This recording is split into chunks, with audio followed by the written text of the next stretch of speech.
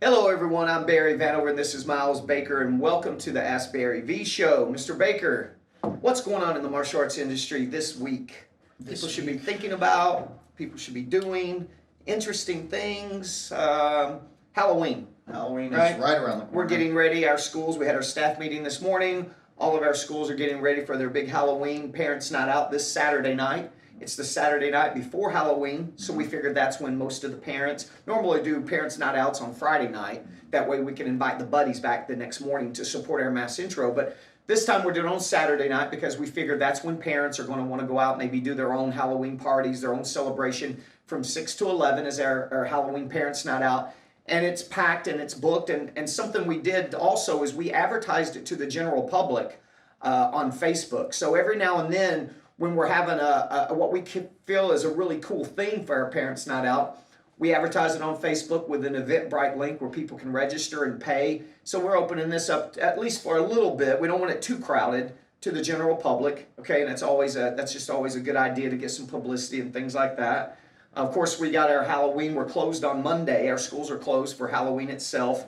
We've given out all of our Halloween cards. The kids are passing them out to their friends at school. Parents have got them to put into the Halloween bags. We've taken them around to all the party stores. So we've been pretty diligent on our Halloween. This week this month in October, we're hammering fall festivals.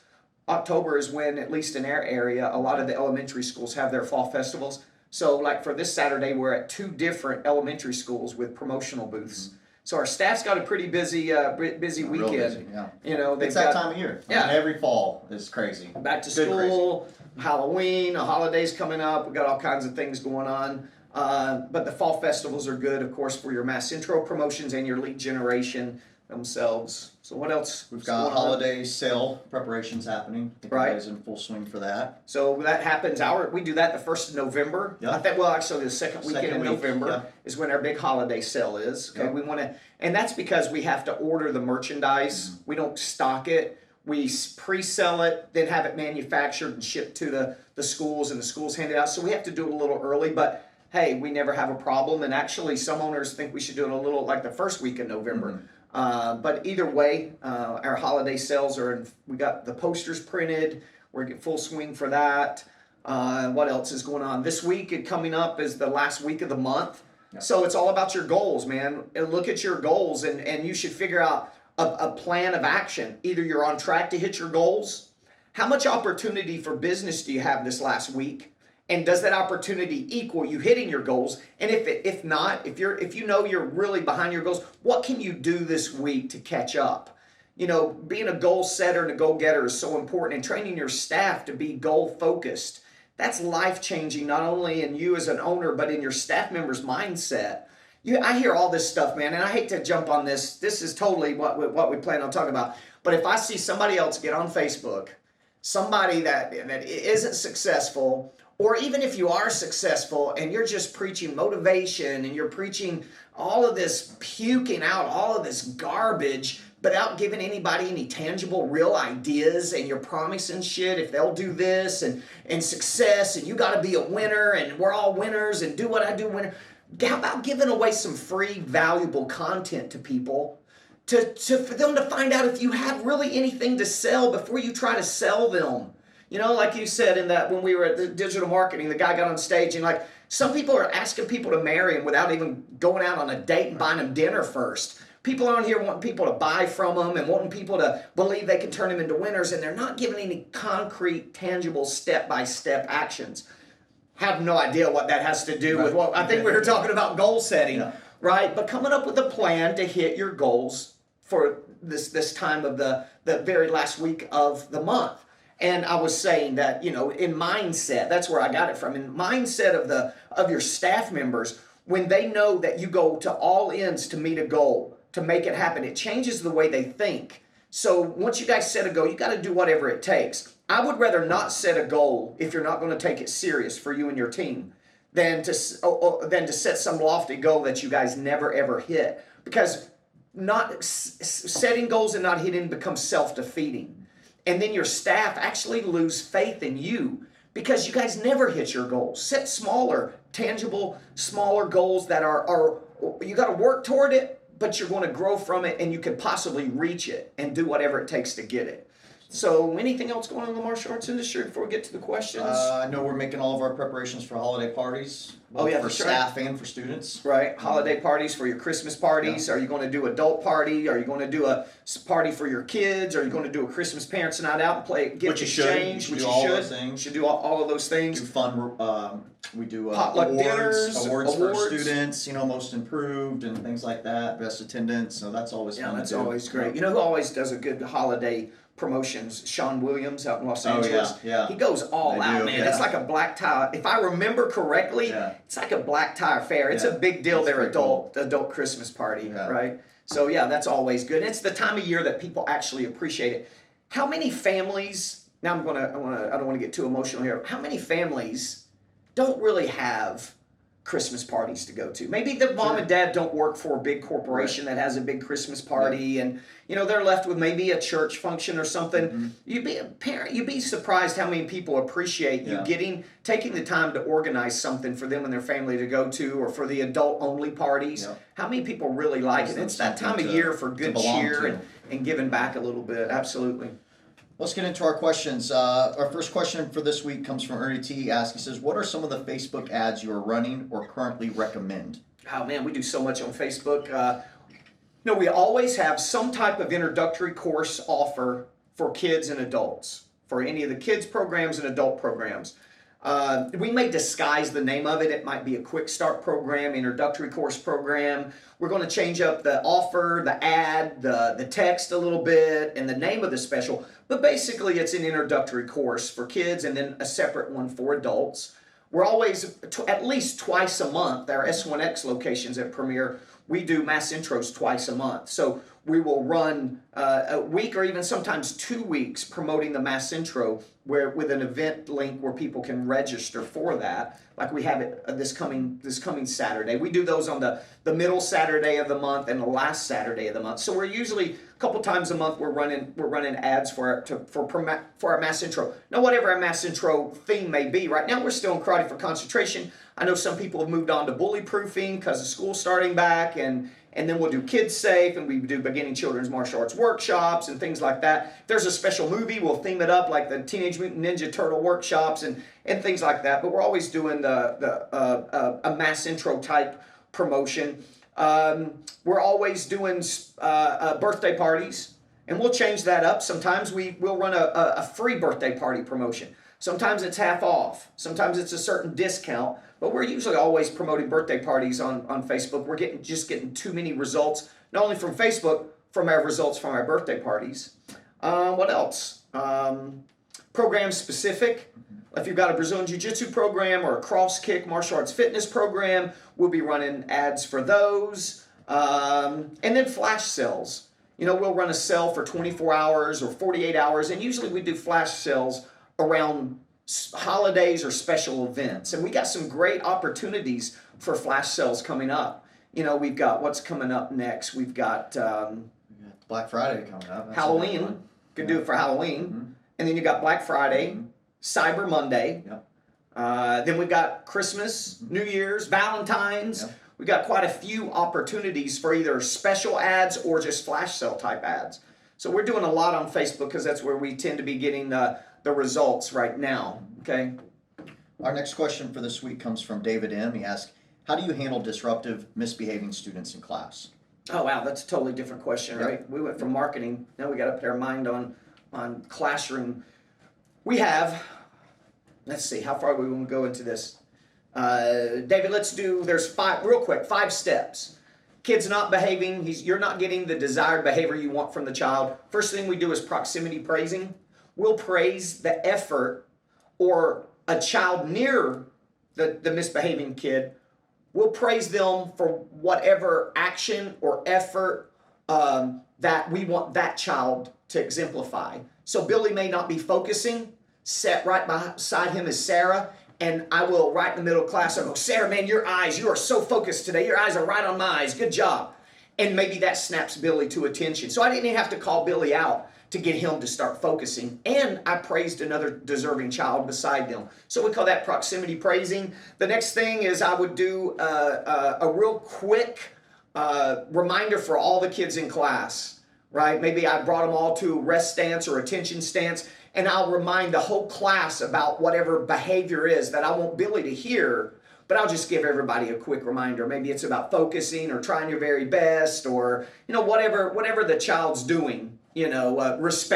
Respecting me as an instructor by keeping your eyes on my eyes and paying attention to me, those types of things. So I'll do a real quick 10 or 15 second correction with the entire group, or even praise the entire group to try to get Billy to be focusing and listening, or whatever the situation may be. Next time, that third thing, if that still doesn't work, I'll huddle all the kids up and set them down, and I'll do an impromptu mat chat about whatever that topic is that Billy needs to be performing or doing, trying to correct his behavior by taking an opportunity to set everybody down for a minute and do. Now this is a little more serious. You've tried a couple times, he's not listening, so I huddle up all the kids together and I do a mat chat about the topic, whatever I want him to do, but I make a lot of eye contact with Billy. That's the third thing. Fourth thing is then I'm going to do a one-on-one results and consequences talk is what we call it. So I might have everybody go to rest stance, and I walk over in the middle of the class, Billy one-on-one, lean down, and I whisper to Billy, listen, here's what you're not doing, or here's what you're doing, I want it to stop, this is exactly what I want you to do. Or I'm going to set you down and time out with mom. Okay, I'm going to give you a little time out to think about it. Can you do that for me? Can you try harder? All right, good job. Give me a high five. So that the little quick one-on-one talk and results or consequences. These are the results I want from you, and if you don't give me, here's the consequence, which is to go sit down with mom and time out. Step number 5 is just that. Pull them out of class, take them over to mom or dad, sit down with them, tell mom and dad not to leave, that you want to talk to them after class. I'm sure the parents notice there's a problem, but if not, tell them that the child's misbehaving. You've tried several times to get him refocused or on track, and that you'll try to bring him back into the class, which you should. But if nothing else, make sure you talk to that parent and that child one-on-one after class, and try to bring the kid back in and in the class positive. But I'll be honest with you, years and years, I've been teaching since I was 15. Number of times I had to pull a child completely out of class, I could count on one hand. So it usually doesn't happen that often, okay? But those are 5 steps that you could use to correct bad behavior in your class. Those are great 5 steps. I mean, that's something you can give a young instructor immediately so they can be seen as a professional on the floor. An 18-year-old kid can take those 5 steps and a mom be blown away about how that 18-year-old kid handled that situation. Right, absolutely. I mean, that's the thing about not doing a commercial for Premier Martial Arts, but I mean, we have over 80 locations now, and all the instructors go through training. Yeah. And we can take an 18, 19, 20-year-old instructor, and in a long weekend, in 2 or 3 days, they're rocking the classroom floor like they've been teaching forever. And like you said, they look and act like martial arts professionals. Yeah. Our next question for this week comes from Michael G. He says, I have a large no-show rate for new student appointments. How can I get more appointments to show up? Large no-show rate for new student appointments, so probably intros, I'm guessing. Yep. Okay. I guess first understand that depends on where you got the lead, and how many leads you're getting will also change your no-show rate. I mean, honestly, if you're getting a ton of leads online, that's a great thing. But people go online, they fill out information with no intention of showing up. You called them real quick, they were excited, they scheduled an appointment. Same thing at a promotional booth. Yeah. I mean, we can go to a promotional booth and gather so many leads and make phone calls or actually set appointments at the promo booth. The people got excited, but I guess they had second thoughts. So when you're dealing with lots and lots of appointments, you're going to get a higher no-show rate than if people called you. Keep that in mind too. Back in the day, people walked in or they called us from ads. Well, their interest level was higher. Nowadays, they're filling out information online, which they're used to. They're responding to an ad online or something that they're used to doing. That we're going out and finding them at birthday parties, or we're going out and finding them in the community and sparking the interest, maybe not as high of interest as if they had called us or walked in this building. So your no-show rate's going to be a little higher sometimes. But just always make sure that you're confirming the appointment as soon as you get the lead, depending on how long you schedule the appointment. I would send them a confirmation email the night you scheduled the appointment. and maybe it has a parenting tip on it, or maybe it has a cool piece of information about your school or whatever, right? So now they got it, and you added more value. Then you're going to at least, you might even have time for another email between the time they schedule an appointment, they show up. But for sure the night before, at least attempt and try to do a verbal confirmation. Speak to them. If it's your program director's meeting them, have the program director call and introduce themselves. Make them feel more at home. Start that rapport building process. Tell them you have a uniform waiting on them. That's that verbal mental commitment of them to show up for that uniform that you have waiting on them. Remind them of where you're located or give them directions, right? Show a little customer service. And then the next day, send them a text reminder about it. And try those few things and see if that doesn't help your no-show rate. Our last question for this week comes from Lori T. She asks, how can I grow my school's Facebook likes or followers? Good question. Mm-hmm. Lots of people wanting to know, yeah. Right? Because right now they put up a Facebook page and they get their students to join it, and they hope their students share posts that they have so they get the viral, other people seeing it, and then they like it, right? Which is, of course, the way it was and used to be, and still is to some extent, I guess. Main thing about getting and growing your followers or your likes is content.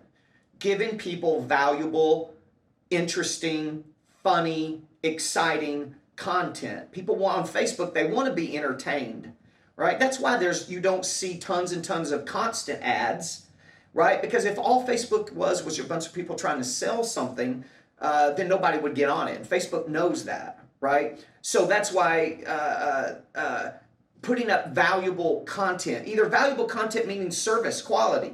Maybe for you want to grow your adult likes, you're putting up a series of self-defense tips. Maybe for kids, you're putting up a series of parenting tips. You're putting up funny pictures, funny video, exciting pictures. Here's an example. Also things that people resonate with. Have you ever saw, I do it, there'll be a Brazilian Jiu-Jitsu picture with either a quote or something, and I'll like it or even share it because subconsciously I want, how do I say it? I want other people to see me through this ad that maybe, oh, Mr. Vanover loves jiu-jitsu. He must be a tough mean ass or something, right? We're all PRing. Right? We're all PRing. So whether or not I somehow identify with that, and I want to be, that's the word, I want to be identified through that image, that video, that picture, that post. So therefore I share it with my friends, and then they like it because they like me, and my mother likes everything I ever put up. So, but people, once they share it, if they like you, then they like what you're putting up to support, because people always look, oh, who liked this? How many people liked it, and who were they, right? So you got to put up valuable, interesting content. Contest where people can win something or register to win something if they like your page. We'll put up, what is it that we do on the Online Igniter program sometimes? By the way, if you don't know what that is, go to www.maonlineigniter.com. Okay, and it's a service, that small fee that we have to help you with your content for your social media. But we'll do a contest, caption this funny picture, caption this contest.